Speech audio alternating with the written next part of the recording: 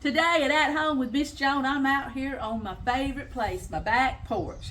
And I have freshened it up for spring and summer. And I'm going to take y'all along with me and show you how I sewed all the cushions from the one down yonder on the swing to all my 5 rockers that I did. And I had a big time doing it. I'm going to show you just how easy it is to sew these up. All you do is make a little sack and put them in it. And all of this, everything you see, cost me $25. And that includes my pretty little cloth here that I put on my old sewing machine. I love a back porch. I want y'all to stay tuned and sew with me. I'm here in my dining room because I keep this table real pretty with the different seasons, but it also serves as my cutting board table when I'm doing my sewing. I'm going to start out with the longest one to cut out, and that is the swing. I made you a picture of the swing outside. And what I do is I bought 4 yards of fabric that's 45 inches wide, and I plan to get this long swing and 5 rocker cushions out of that. First thing I do is I don't even take off the old ones from the years before. These usually last me 2 years because I'll sit here, it'll fade, you know, with the sun. And all we do is go out there and turn it over, and you can see that this past year it faded. So it's time for something pretty, and I'm going to be more of a patriotic theme with this fabric that I picked out. Well, anyway, all in the world I'm going to do. I'm not going to go to trouble taking all of these off of here. I'm just going to lay it on here on the fold. Now, if you're new to sewing, I'll open it up for you. When I get to the end of this doggone thing, it's long. Yeah, here it is. See, that's the open end, and then this is the closed end. We call that the fold. So that way I won't even have to sew this side over here because I'm laying it on the fold. So I'll just place this here, line it up as straight as I can. I love doing this stuff. And my machine, when you see it, my sewing machine, it is so old. I bought it secondhand from my aunt back when we got married in '73. Paid $60 to her for it. Now what I'm going to do here is, this is the end of the swing cushion. So I'm going to come out a little further. I'm not like real particular with the measurements, but I'm going to come out a little bit further, and I'm going to cut across. In other words, I'm going to hem it while I'm sewing it. Alrighty. Okay. And now, I've just got to come up the side. I do have to cut this side because you see how big it is. So I just go out just a little bit. Because you know I'm going to want to put it like a 1 inch or ½ inch hem going down the side. So I'm not real worried about being straight or being perfect. I just want to get it cut out. Plus I could stand some new scissors. Left-handed scissors. My mother taught me how to sew when I was a young girl. She'd make all of our clothes, or mine, because I was a girl. I had 2 brothers. All right, just that easy. I've got my fabric cut out for my swing. All right, here's one. What I do is I also made the tiebacks.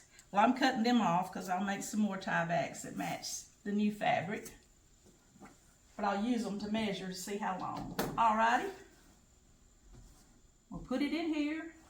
If you watch the way your fabric lays, the artwork on it, the pattern, this one, see, I can sew it this way, I can sew it that way. Sometimes if the lines are so precise, there's only one way that you can cut it. It takes more fabric that way. But this one won't. All right, I'm just laying it down real close. Now, since I'm laying it so close to the end right here, I've only got to cut 2 sections. Oh goodness, there's no telling how many different fabrics is up under here. I never take them off. I just leave them. Bring it on down. This is the one where will be the hemmed edge, so I'll go out a little further. And what I'm going to do, see, is I'm going to turn it under, and I'm going to sew it right up here. And I won't have to hand stitch anything. They'll all be sewed on the machine, and it makes them get done a whole lot quicker. There's one of my smaller ones, and I'll show you what I'm talking about. See? There's the middle of it. And what I'll do, see, is turn it backwards. Mama called it wrong skedadders. I'll turn it wrong skedadders. And I'm going to sew boom, boom, leave the open end and flip it over. At that time, I'll show you. And then that's when I'll insert my pillow, and then I'll reach in and I'll just sew up the bottom. So I won't bore you with the filming, cutting out all of them. Oh yeah.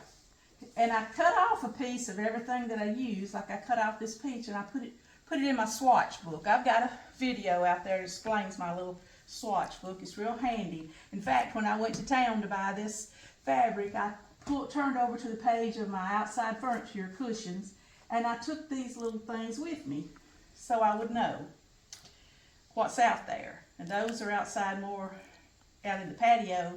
And then this year I'm going to make me a little cloth to go over the table out there, and it's going to go inside with that. So I've already got a piece of it to put in my swatch book.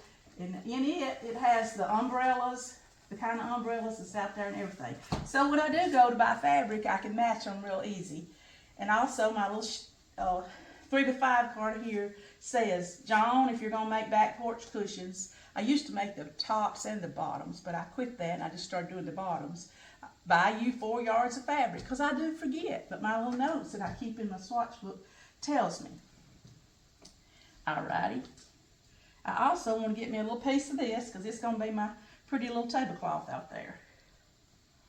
I just want to get a piece big enough to let me know what I got. And this is one, it's got all the patterns. So, I got it ready, so the next time I need some, I'll know what I got. I love doing this, and it's not nearly as scary as it looked like it is. Okay, you see these long scraps that I got left? Okay. I'm going to use them to make the tiebacks. I'm going to measure it by taking 2 of my old ones. Remember, I cut them off? They faded too. Oh, look at that. It's about the right length right there. That's all right. So all I'm going to do is just, take me about 1 inch and cut it. These will be really pretty because they'll match my cushions when I go to tie them back. Just keeps the cushions from jumping out on the floor and getting misplaced and everything. Look at here. Anyway, I'll measure him again, because as long as he's about as long as he was last time, we'll be okay. Now, this will be my pattern to what I'll cut all the rest of them out. And I'll take it to the machine, I'll fold it in, and I'll sew it. And then I'll attach it to my pillows when it's time. But I'll show you all that, okay? Okay, y'all, I have them, all 5 of the cushions stacked up here on my sewing machine. My sewing machine is so very old.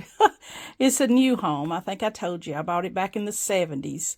Second hand for $60.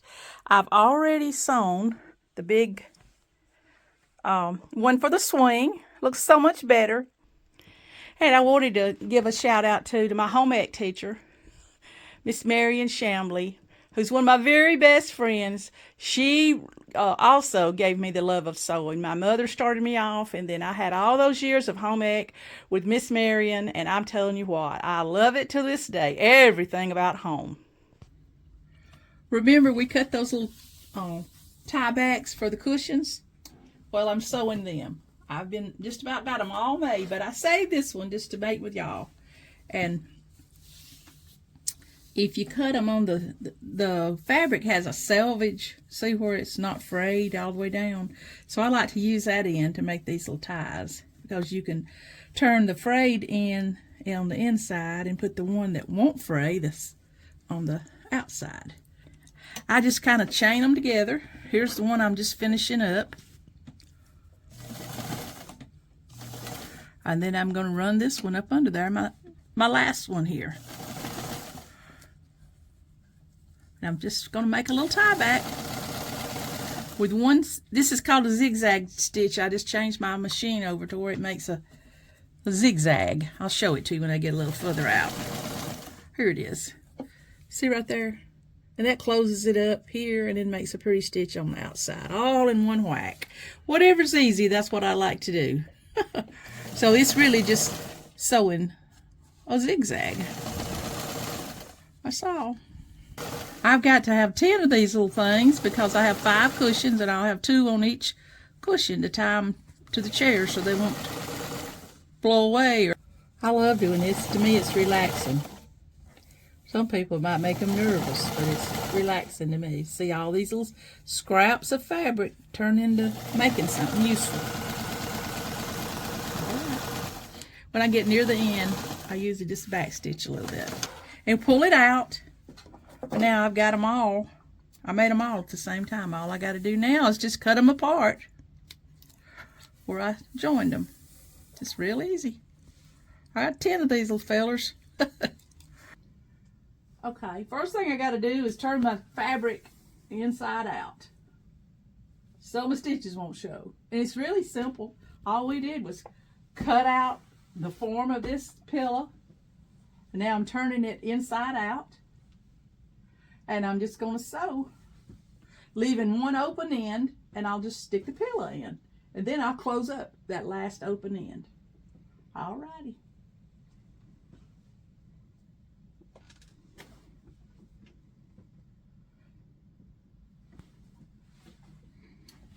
Every time I start off sewing, I'd backstitch just a little bit. That's just what Mother told me to do.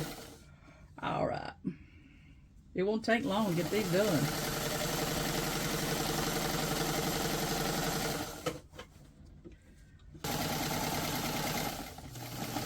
Here I get to the end, I'm going to backstitch. Just keeps it from coming unraveled. Alright, I'm going to do the same to the other side. Remember, I've got one end that was already closed up. Then we'll be ready to put the pillow in.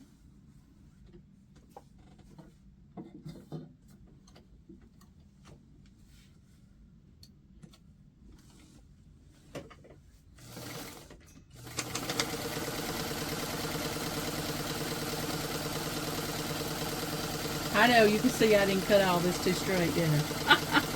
It's not going to show when we flip the fabric over. Not one bit. Alright, we're nearing the end. Let's do a little back stitch. There it is. Now, all that we did was make a sack. Put this pillow in. Now I'm going to flip it. Now, I got the pretty side on the outside. I run my hands in here, make sure the corners are, see it, coming out real pretty and pointy. Now, to get this pillar in here easy, this is what I do. I just do it like this. Put it between my legs. Half it. See my little sack that we made? We'll put him in here. I did the same thing for that swing pillow. It was just a little longer. That's all.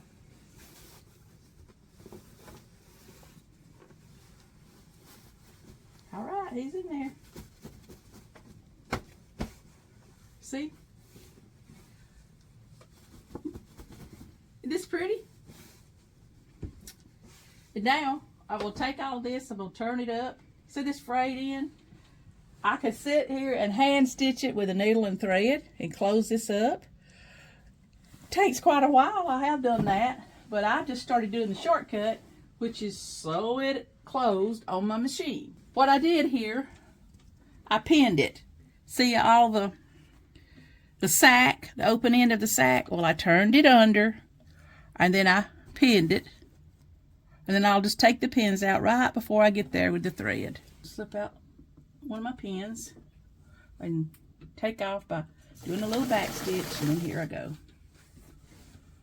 I'm just closing up the other end. Now this one I put a great old big pin, didn't I? I just used whatever I got. Alright.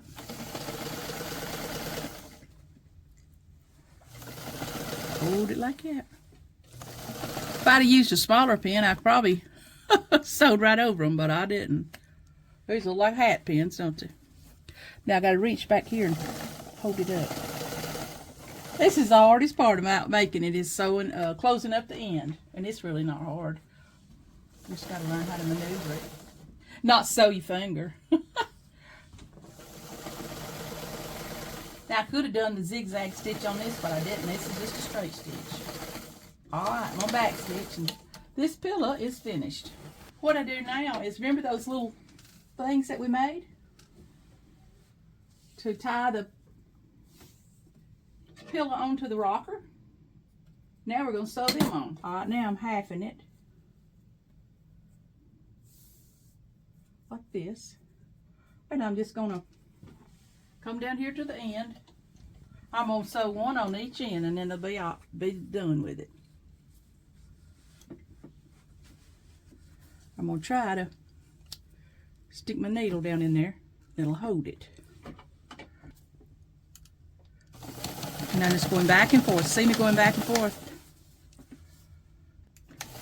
Back and forth, back and forth. Now, I could pin this on here with a small pin, or I could stitch it with a needle and thread. This is a lot faster.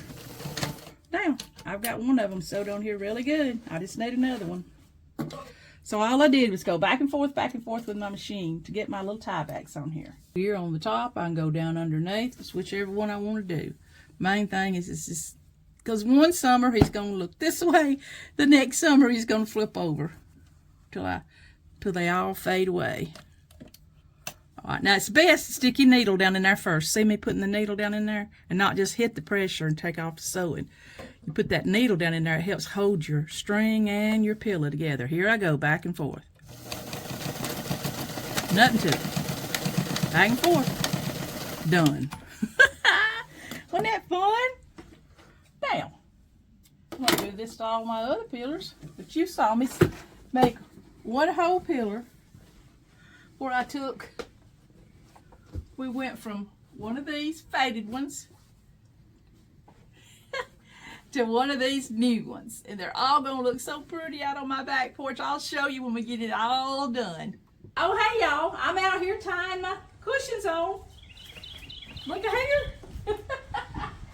Oh, got them all sewed up, and now is the fun time of getting to bring them out here and put them out on my porch. I just love it. These were so easy to make. All in the world we did. You heard me. We just made a sack.